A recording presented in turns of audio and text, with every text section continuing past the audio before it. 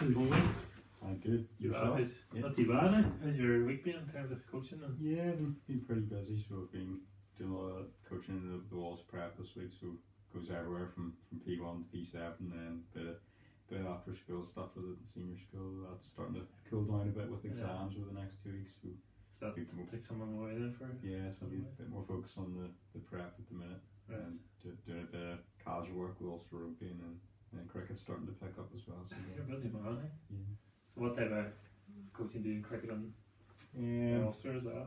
Yeah, so the cricket will range from performance squads to the club stuff. So the club stuff would just be in primary schools, and then the performance stuff would generally be on Sundays at Jordanstown. So big range there. Yeah. 7 days a week for us as exactly. well. So we're here just to give you a bit of feedback in terms of mentoring on the workshop you did in January there. Yeah. So we met a few times before Christmas in terms of doing a wee bit of planning and kind of preparation for the workshop.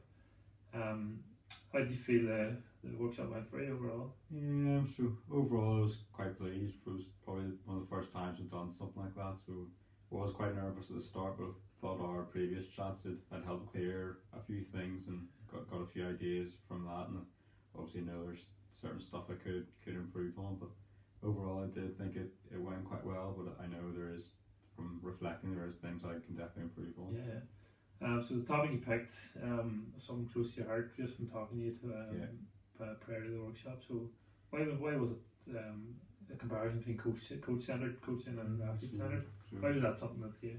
Yeah, it was something that's always interested me. So right from maybe the ages of 12 to 18, I'd been on both sides being coached. So I've been coached by a coach-centered coach and an athlete-centered. So I'd kind of been familiarised with both, but again, I was happy with both at the same time. So then I thought, after doing a lot of research and then having got myself into coaching, I thought it was an interesting topic to pick and maybe get the experience from other people in the group and see what they felt. And in terms of yourself as a coach, I know you talked a little bit about that at the beginning of the presentation. What was around your preference around a coach-centered or a athlete-centered? I think depending on what group I am with. So like I was saying, with the performance squad in the cricket, we're starting to go more athlete-centered, because we want the players to think for themselves in the field instead of the coaches continually maybe micromanaging everything. So we want them to problem solve. Well, speaking about the prep stuff, obviously a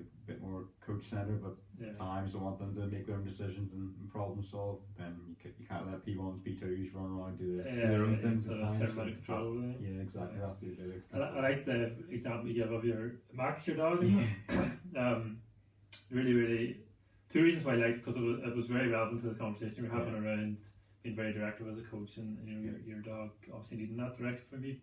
But also thought it kind of showed a personal touch from your own background as well, which because it came at the start of the presentation, probably set the end of it as well in terms of giving that example. And I think the group also responded to it quite well. Yeah. Maybe a wee bit unsure at the start why you were doing it, but then it made sense when you finished off your workshop. Like you said, I think maybe at the start they probably thought that was a bit crazy, but then, like you said, there was a plan behind it to try to keep it relevant to the subject, and it is kind of like coaching the P1s, P2s. Absolutely. Yeah, so again, for that Max run around doing his own thing, he's going to wreck the place. That's the balance there. Yeah, so 30 P1s running around, I'm sure it's the same kind of situation.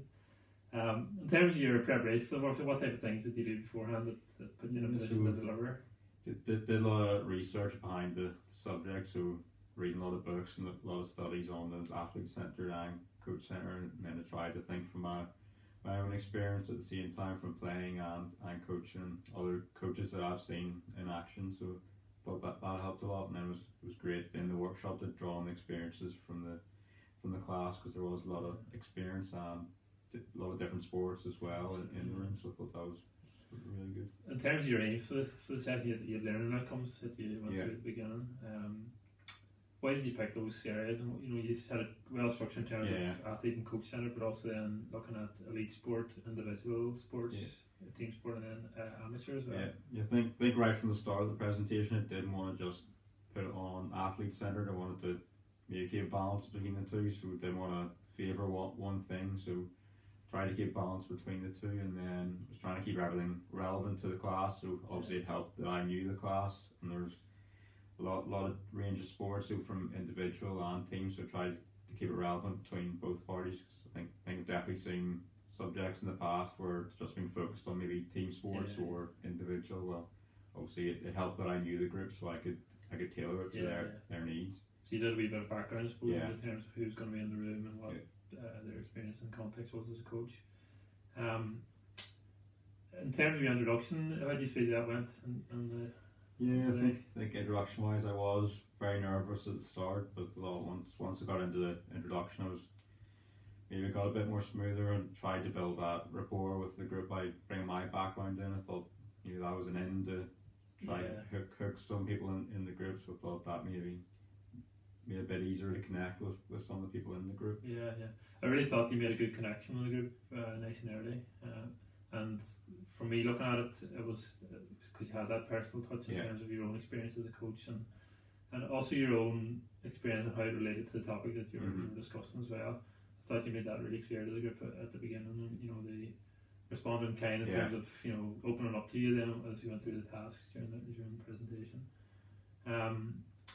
In terms of introduction, is there anything else you would have spent longer on or would have done differently or discussed differently? Yeah, I think at times maybe I could improve my body language. I think Martin's first workshop, his first workshop of the day was all about body language, so I probably could have took a few things from there and more aware of it after that presentation. So I think just maybe being a bit more open with my body language. So in terms of your body language, then what type of things did you think you didn't do as well as you might have? I suppose with the presentation style, sometimes maybe it's got to be more focused on the group. Sometimes if we're looking elsewhere, it's got to be more open and focused on the group in the room. So how do you might do that then?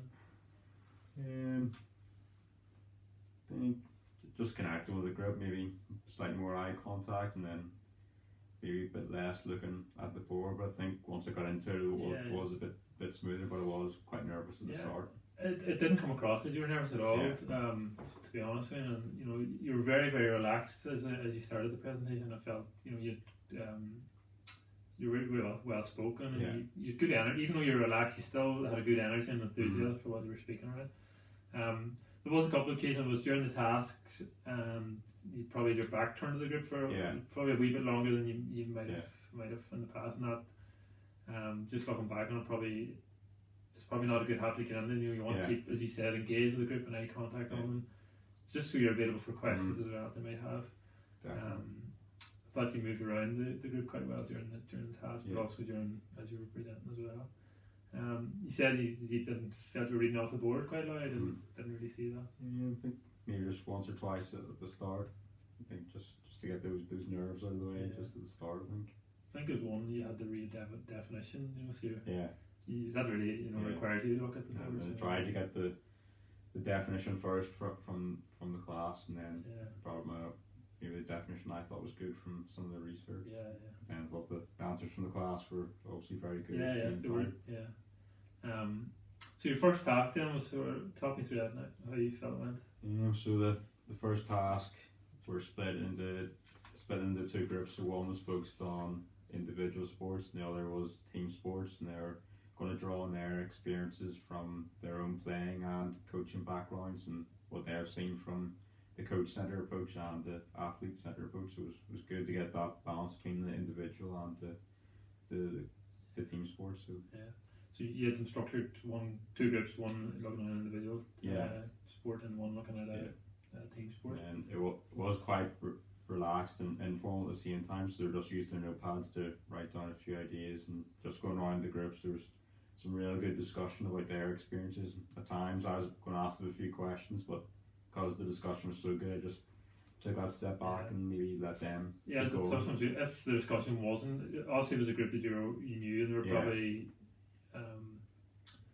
you knew they were going to probably give you quite a bit of feedback. If it was a situation again and you went to a group with the same topic, but they weren't as open with you in terms of feedback, what type of questions might you have asked them? Yeah, I think I would have to prepare, maybe have some questions pre-prepared for a group I didn't know. I think it did help that I knew the class and their background, so I could tailor what we were doing. But like you said, there's going to be instances where it's going to be people I don't know, so I have to be prepared for that. And I would maybe ask them a few more questions that I draw from my own experience as well to try to get that, plant that seed in their heads, and maybe they'll be a bit more open in return. Just in terms of that, really, it's probably role modeling if you go around that season, maybe a possible case study or Exactly. Your own background around the sports that you work with, and probably a style needs like a coach-centered and a athlete-centered approach as well.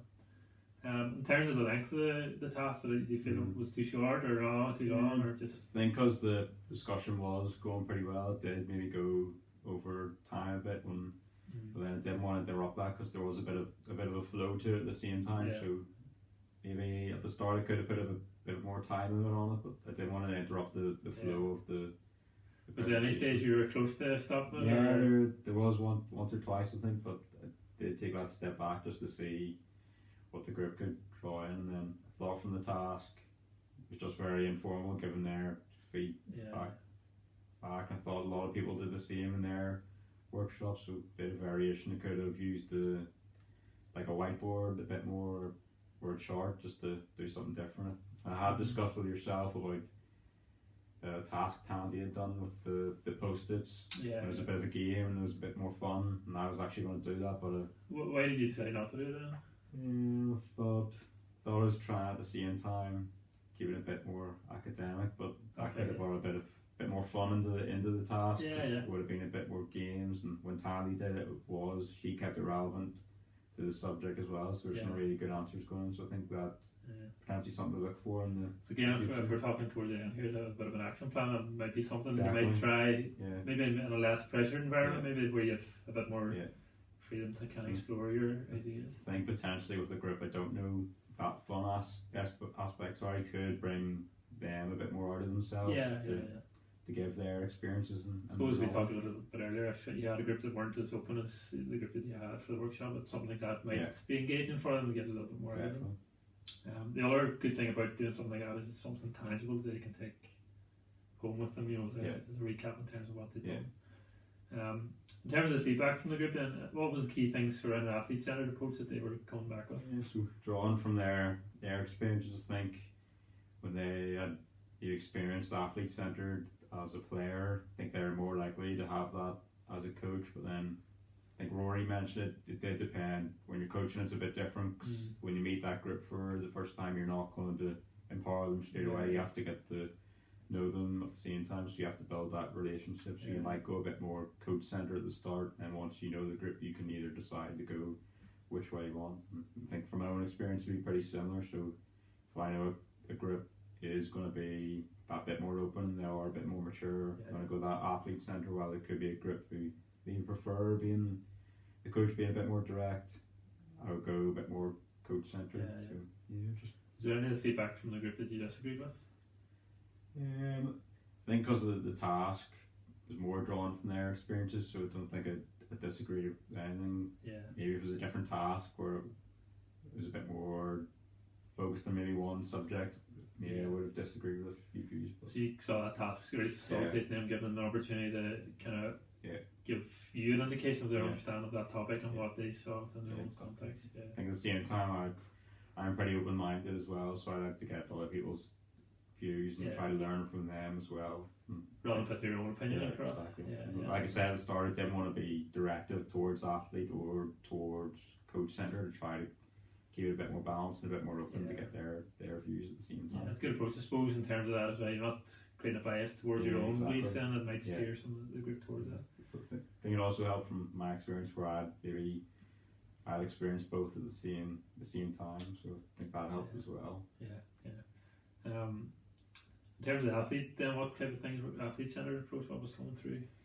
I think from the stuff I'd read in the research, I was getting the same ideas from the group. So it was interesting drawing from their experiences, and it seemed to differ from sport to sport and what they had experienced as a player compared to what they're doing as a coach. And I think looking at the research from individual sports, there maybe at times can be a bit more directive and going towards the coach centre, but and speaking to someone like Marty, from his experience, he said at the start of his coaching career he was more coach centre, while now he's going a bit more athlete centred, just because he's got a bit more experience as a coach and he knows his athletes now from building those. He made a really good point about one of the coaches in his club as well, around that you Yeah. could see a difference in terms. He could probably nearly see himself Yeah. as when he first began as a coach, a really direct style and aggressive Exactly. style in terms of working with parents, I think, around Yeah, as well. yeah, his So, word parents.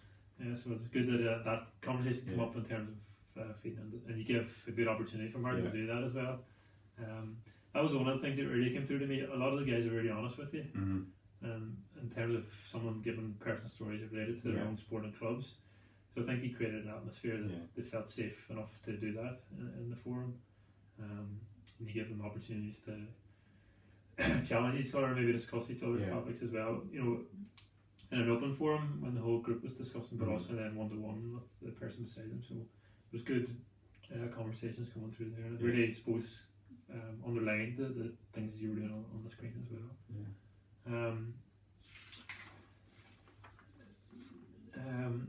In terms of your goals, we talked about for Chris, goals for the presentation.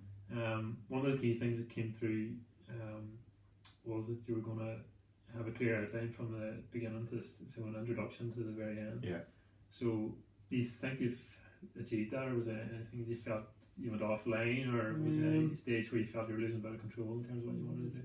I think it did keep it relevant to the key coaching points. So I think I wanted to, the big point at the end I tried to keep was everything within the context. I think Rory had mentioned that within the discussion during the task, so then I related that back later on in the slides, and then had a second like mini task where they were mentioning or who they would want to coach, which team and which coach they would want to experience. I think there's a lot of good ideas coming from that, but the whole idea behind that was to get them thinking about the context of that player or that coach or that team and how they could draw it back into their own experience. Yeah, I thought that was a really interesting task in terms of that, and it was interesting the qualities that they looked from each of the athletes. I think Philip gave a really good example of a golfer, and I can't remember his name, but his kind of background was around that he wasn't really interested in the sport, but he was really talented, and you know the reasons why Philip would like to work with that person, because he was didn't really show physically or attitude wise that he would be a top athlete, but at the ability. Is there any way you might have thought of combining those topics or those tasks that might have suppose we talked at the beginning, you overran slightly, not by too much, but you still overran a wee bit, but would that have kind of saved you a wee bit of time? Or? Yeah, definitely. Like, having watched the video back and a bit of self-reflection, I would definitely look to combine the two tasks, and I think that maybe just put me over the time when then I tried to rush things potentially just at the end. Well, if I combined the two tasks, I think that actually would have worked better and they tied in with each other, and then the fact I think one was team sports and one was individual, that would be relevant to the room as well. It was nearly all of the guys who worked in an individual sport picked an individual or a coach who works with individual athletes as well, so it probably could have married together quite nicely. In terms of your delivery style, you're obviously a very relaxed person. You're used to coaching as well in terms of your delivery style. Was it a normal delivery style for you in terms of delivering a workshop, or did you change anything because you were working with a different group? I think like you say, I'm quite a relaxed character, so I think that maybe did come across in the workshop and from watching it back. So I think that potentially might change depending on the group. Obviously, I knew they were my peers from my class, so I was quite relaxed working with them, and that could potentially change if I was working with people I hadn't met before or seen before. But how would it change if you were working, say for example, a group of novice coaches that are working with, you coach P1s quite a lot, so maybe a younger age group that are maybe parents of the athletes, would your style differ? Or? Definitely, I think obviously with someone you haven't met before, you're going to be a bit more formal, while with my peers I'm a bit more informal because I know them, but I think hooking them maybe with my background, then with Max the dog, that gave me a bit of in potentially. If I open up to people I haven't met before, potentially they might do the same back. And I think, like I said at the start, if I'm a bit more open, potentially the group could do the same in return. Going back to Max, then I know at the end you were kind of a wee bit, you were under pressure for time. Did you feel that you got enough towards the end around your conclusion, and you talked about at the end a wee bit on context, but probably for me looking, I probably wanted more of that kind of stuff at the end, and then a kind of overview of what you did, and then a bit of a I suppose a bit of an action plan for the group at the end. So take me through in terms of context first. Did you feel you had enough time to cover that? Yeah, I think I was slightly rushed at the end, so I would have spent maybe a minute or two longer. And I think context was a really important point that I raised in the subject, and I think coming through from the discussion, a lot of things that the peers were saying was around context, where you have to think about the athletes and the teams you're working with. So I think that was an important point. It's probably like quite a simple point as well, but it's something a lot of people don't focus on. They just see the athletes as athletes. They don't get to know their players and build those. Is that something you might have brought in the presentation a wee bit earlier?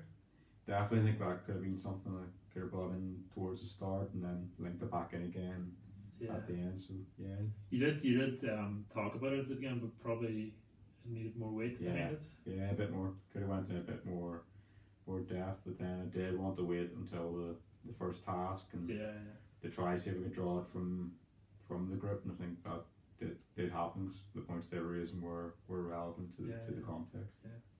It felt at the end it was a wee bit rushed in terms of that context, and as I said earlier, for me looking at it, probably I wanted more of a time spent on that. It probably would have landed with me a bit better if you did the case study or something. Even if it was based on your own coaching, it probably even more so, it would be more impactful. That you could have related all the research that you've done and the suppose the feedback from the group as well around there. Yeah, I think so maybe giving yours as an example and letting the group kind of explore their own context in as well. Yeah, I think even watching the other workshops, one or two had videos where potentially I could have had a short video comparing like a coach-centered coach and an athlete-centered, and then Gavin did the last workshop and he was the only person who had something to take away, so he had like a laminated sheet, so potentially I could even have some research for the like even little studies for them to take away, doing further reading. That's a wee bit. You're giving somebody stick about Man United, I think. Gavin, was it? And you Gavin and Martin were Man U fans, but they try to keep that. So like you touched, I think you had a picture of Alex Ferguson on the screen at one stage, or somebody referred to Alex Ferguson, and or maybe Solskjaer on the screen. Solskjaer and Pogba. So that probably came at a nice time because Mourinho just got sacked after that week, wasn't it? I think after it, straight away, as I'd seen the photo and I was doing the research, it thought it was really relevant to the subject. Potentially from the outside, is Mourinho coach-centered, athlete-centered? A lot of people would maybe think coach-centered, and while Solskjaer, they're maybe going to think the opposite. And then you've got Pogba as the player in the middle, where Solskjaer's maybe freedom and Mourinho maybe did the opposite. Be good, obviously, if you had time, you might have, and I suppose you had only 30 minutes as well, which you have to cram a lot into that in terms of getting your message across. But I suppose the case study around Mourinho and the difference between him and either Solskjaer or somebody talked about Jurgen Klopp as well. That was a good example. So what would be the difference between those two guys? And so Mourinho in terms of his approach, what would that be, and then Klopp, not knowing him too well, but just from a distance. I think just looking from the outside, I suppose everyone thinks Mourinho is coach-centered because he wants to be in control. But again, like you said there, we need to see the day-to-day coaching, see what he's really like. Obviously, it's going to be different what he's like in the media compared to what he's like in the actual dressing room and the practice field itself. While Klopp comes across maybe a bit more, he's maybe like the old Mourinho, where he's a bit more energetic and a bit more open, and it seems like his players have a bit more freedom to play compared to just from looking at him too from a distance. After the game, he's always on the pitch hugging his players, and even though they've lost, he's still doing the same thing. Whereas Mourinho, if they've had a bad result, he's straight down the tunnel really. So it's getting out of there. That's just one kind of that I've noticed from them. In terms of context, is there any? Obviously, there's a lot of experience in the room.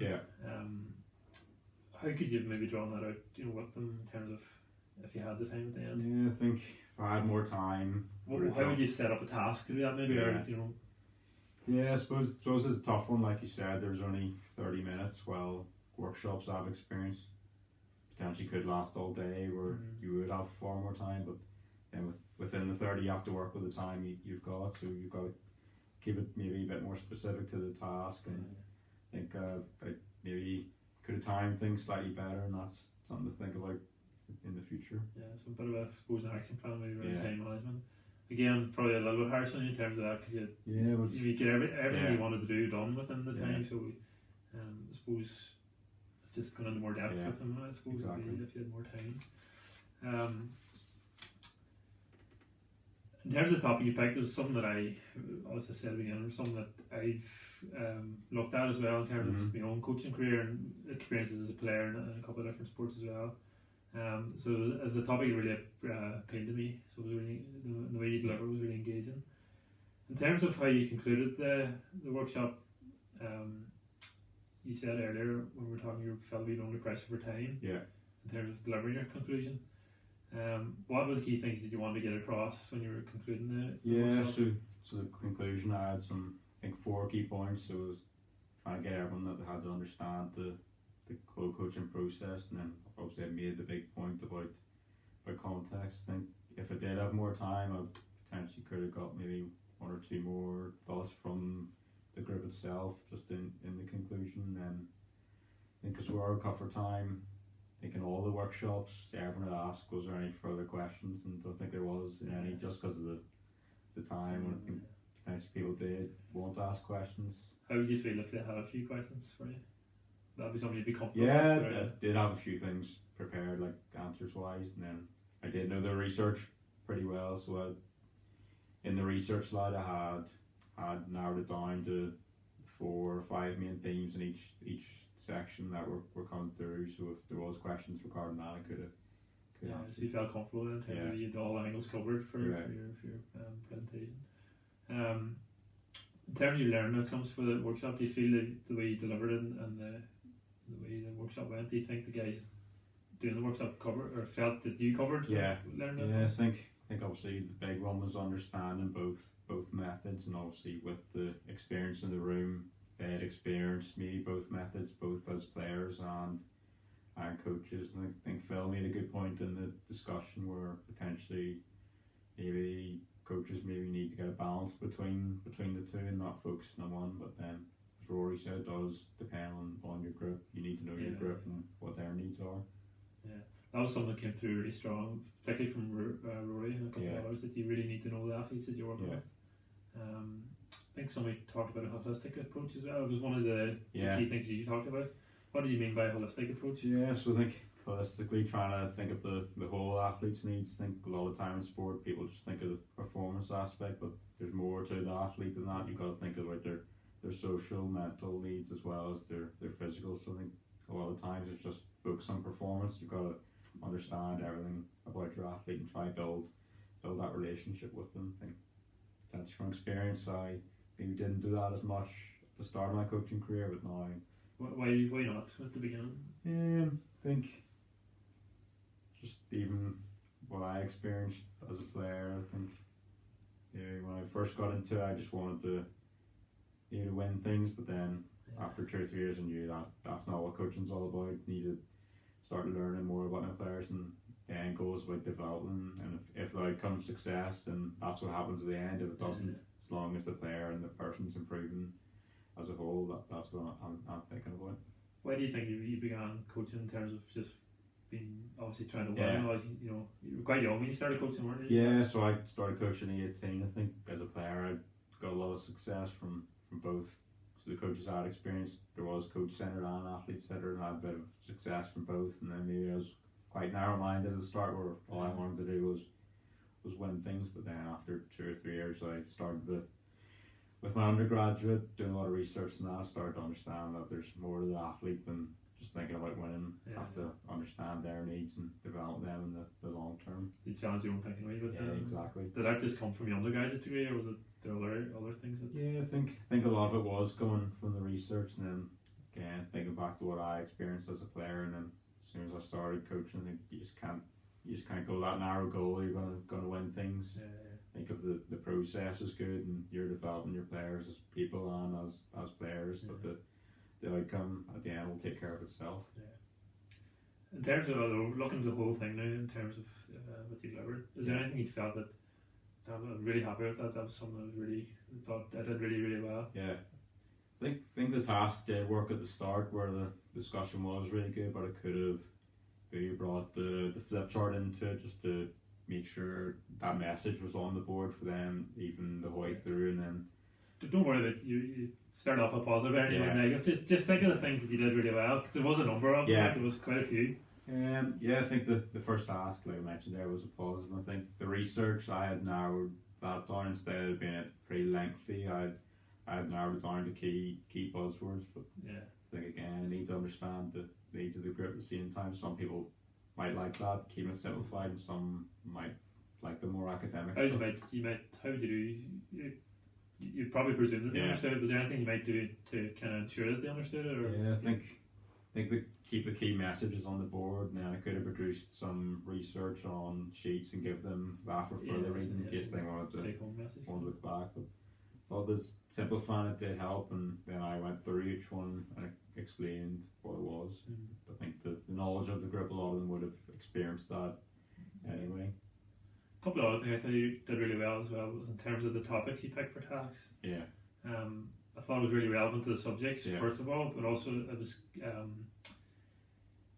the first task you kind of gave them kind of the structure of it, but then you left them to pick their own examples for the other two tasks. So I think that really didn't put them under pressure, but if kept them engaged. Like, I want to pick a good one here, and I want to give the reasons why I've picked them. Suppose potentially that could have been from the subject as well, being athlete centred, trying to give them a bit more, empowering them. Because I knew them, I knew the knowledge in the room, I could empower them. Well, maybe if it was a group I didn't know, I could have made the task a bit more specific and direct, and it would have been more maybe leading my style, a bit more coach centred. But I really liked the opportunity given to pick an athlete that they would love to work with. I think they all picked. Was there one that didn't pick a sport that they already work with? It was Philip, wasn't he? Picked a basketball. Yeah. Or a golfer, and it was a basketball coach. Yeah. Wasn't it? Philip said he couldn't narrow it down to one, so I think he picked 3 or 4. But like you said, that was interesting. He was picking from a lot of different sports, while the majority were picking from the sport they knew, obviously, and they were coaching and playing. Quite a few there, so obviously a very positive thing for you. In terms of thinking of things you might do differently, or things you maybe weren't as happy with, is there any? Obviously pick a couple, but maybe think of how you might do it differently, or I think with the task, potentially try to get a fun aspect to it at the same time. I think Martin's was quite good because his tasks were very fun, and then trying to link the academic stuff at the same time. So I think the game I mentioned earlier that Tandy was doing with the post-its, and then there's a bit of a like running in between, bit of a game element to it, but you're learning at the same time. I think that could have went well with that group, and with the group I don't know if there's a fun aspect to it again, they could open up a bit more. Because they're thinking this is fun, but we're learning at the same time. So if I met you before Christmas and I might have asked you once you do your presentation, what do you think success would be in terms of how you delivered? There's things around having a good flow to the presentation, having a rapport with the group, and obviously getting your message across in terms of subject. Speaking to you before Christmas, you were really confident, and I was confident that you would do it. I have my own opinion on that, but how did you feel as you achieved all of it? Yeah, I think the tasks, that was maybe the one thing I was going to worry about, whether I was going to put a time limit on it or whether I was going to go for flow. But because I knew there was going to be a lot of discussion from the group, and I knew the experience of the group, and we'd seen in class previously that the discussions are so good that was going to flow, and I didn't want to interrupt that and put a time on it because I did want the flow to the session. Then potentially at times you do need to narrow things down in the time limit, so you have to get a bit of a balance to it at the same time. Do you think it detracted from the flow of the presentation or the workshop? Don't think so. I think that kept the flow going. Well, if I had interrupted it, would have maybe stopped the flow, and maybe the crowd wouldn't have been as engaging possibly. So what would the consequence of that be? Do you think what would have happened if you had? I think if I had stopped it, potentially you could have been looking at what was the flow there. Would things have stopped and you had to start again? Well, I think the flow was there, just went straight from the task into discussion, getting their views, and then on to the next thing. In terms of what obviously you outlined those three things is what you wanted to achieve, and it was very hard to kind of pinpoint because it was maybe 4 weeks or so before Yeah. you were doing your presentation. I felt you met all 3 targets. In terms of the flow of the presentation, I thought it was really good. From introduction right through to conclusion. The only little bit of criticism around it was probably just the time management around the end of it, that you said yourself, you felt a wee bit of rush going on at the back end of it. You came across really well in terms of your rapport with the group and opening up to the group initially as well, and creating that atmosphere of comfort and safety around the presentation. You facilitated it really well, I thought. You created opportunities for discussion, you kept control of the group, and you allowed people to open up and give their own examples of their own context. And finally, I thought you got the subject matter through really well in terms of the academic side of it, but also the contextual and the practical kind of side of things as well. So I thought you did really, really well on that. We're thinking ahead in terms of an action plan, or if you're going to do it again, or if there's other areas of delivery you're going to do in terms of coaching and other areas of your work.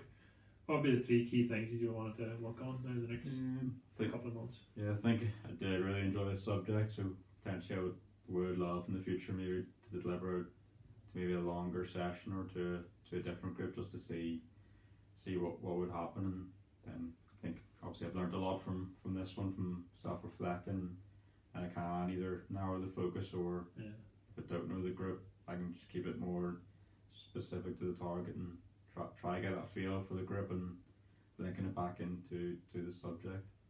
Well, what was you talked about self-reflection? What were the things you reflected on? Did you reflect on it straight away after it, or did you wait a while? I did take a few days. Okay. Took a few days for a break just to mentally refresh, and then once Tandy said they're online, I did take a look and started to self-reflect. Obviously, there is times you see yourself on screen. I was just going to ask you that. You don't want to be watching that, but how did it feel when you were watching it back? Was it? Yeah, it was a bit strange at the time. But what I'd done in undergraduate, I had done a bit of video myself coaching, but obviously the workshop's slightly different from coaching, so. You're feeling like you're looking uncomfortable now talking about it. Yeah, you feel a bit more uncomfortable when there's a camera in front of you. But I think after a while, once you get used to it, you'll be a lot more comfortable. Yeah. Was there any things around your presentation watching it back in terms of just your delivery style? Was there anything you might change, or? Yeah, I think I could definitely improve my delivery style. Being, like you said, there was once or twice I'd turn my back for a period when I was looking at my notes. So I think just keeping. Was that your notes on the table? I think just keeping that contact more with the group, and maybe asking a few more questions. Yeah. When you're reflecting, are you natural going towards the things you might have done better, or do you focus on the positive things you did? Think not just in terms of the task, but in general, if you're coaching or. Yeah, I think up until about 2 years ago, I never would have really self-reflect seriously, but now I think it is quite a big thing where if you want to improve long term, you've got to think about what you're doing and what you've delivered. I think. But do you try to look at has that improved you as a coach in the last? You've only been there for 2 years, but is it? It's tough to say. I think personally, but obviously you have to get maybe the views from other people that coach with. But like you said, there try to focus on the positives and the negatives. 'Cause a lot of people would just focus on the negatives, but you've got to build on your strengths at the same time. Yeah, it's very easy to get sucked into thinking. It's our human nature already. Just to kind of think of, I haven't done that well. Or, there is lots of things I'm sure you're doing really well in terms of coaching, and also obviously this, which I saw. So maybe a bit more self-reflection around and kind of taking the feedback around that would be useful for you as a coach. Yeah, I think next time I would definitely have something for the group to take away, even if it was a bit of research, depending on the group, or as Calvin did, it was a laminated sheet with like key buzzwords and charts and stuff. That was really, really good idea. So that was something I'd potentially. So a little bit of a pack or something the guys can take away with them. Just so they've got something in the future they can look back on that. And then. So obviously you put a lot of research into the topic, so even having a list of the journals you've read, or the books you've read, or whatever, websites, whatever it might be. It's given weight behind what you've covered as well. But also shows your preparation for the workshop, which again, all the guys in the room did a workshop, which is probably artificial, but if you're going to a group that maybe haven't understood the work that you've put into it as well, it kind of backs up to the work you're doing during the workshop. Definitely. So we would have maybe resource kind of management around Mhm. workshop and delivering that, but around self-reflection. Anything else the last kind of area? Yeah, I think it did help that there was 5 or 6 other workshops going. I think learned a lot from all the others. They're all different in styles, and obviously the subjects were all different, which helped. So I think What were the key things you learned? I think like even from the way they were laid out, everyone was different. Some people had like the way they presented it, their styles. So I think I try to keep mine quite simple, or didn't want to complicate things, but I could have made it maybe slightly more, even the thing on the board is slightly more interactive, where the style's slightly better, and then potentially, like I said earlier, maybe even a short video clip where comparing the two coaching styles. Yeah. It's interesting that you refer a lot to other people's presentations. When you were reflecting on your own presentation, was that who you were comparing your presentation to, or were you just taking it on its own kind of merits? Think a bit of both. I was obviously aware of what everyone else was doing, trying to compare mine at the same time, but then obviously mine's completely different, so I have to always at the same time, as a sole identity, just think of what I've done. But there was a couple of things I could have nitpicked from all the grips and put into my presentation. Well, that's good learning as well. That you can recognise the good things that you can take and maybe leave the other stuff that maybe isn't as relevant for you. But overall, well done. It was that was a really good presentation. I really enjoyed it. I really thought that you got through the presentation really well. Your delivery style was good. Your key messages came across really strongly, and the way you interacted with the group was probably, to me, one of the key things. You got a lot of discussion and feedback back from the guys within the group as well, which you facilitated that really well and created that atmosphere. Just those 3 key things, I think, really improve your delivery style, but also improve probably your confidence as well around that. And you said you were nervous, it didn't come across like that, but in terms of preparing for the next one, maybe settling those nerves, that would be. I think definitely more comfortable with a bit more experience behind me. I think that was the first workshop I've ever delivered with. I think speaking to yourself with the 2 meetings beforehand helped a lot. Just to keep things a bit more smoother. I was really shocked that that was just one of the first workshops you did, because it was really it didn't come across yet at all. And like, if that's your first one, you're going to be really, really strong once you get a few more under your belt. So, well done. Those key areas: self-reflection, resource management, and then just a wee bit around the time management maybe as well. And again, that'll come with experience, and it can be difficult to manage that, because obviously the group, if you're going to an unknown group, then the discussions might tailor on. So let's maybe find the right time to just cut it when you have to, and then as you did on the day, just let it flow when it was good as well. So well done. Really good presentation. Thank you. Thanks for all your help. No problem. Thanks. Check the time.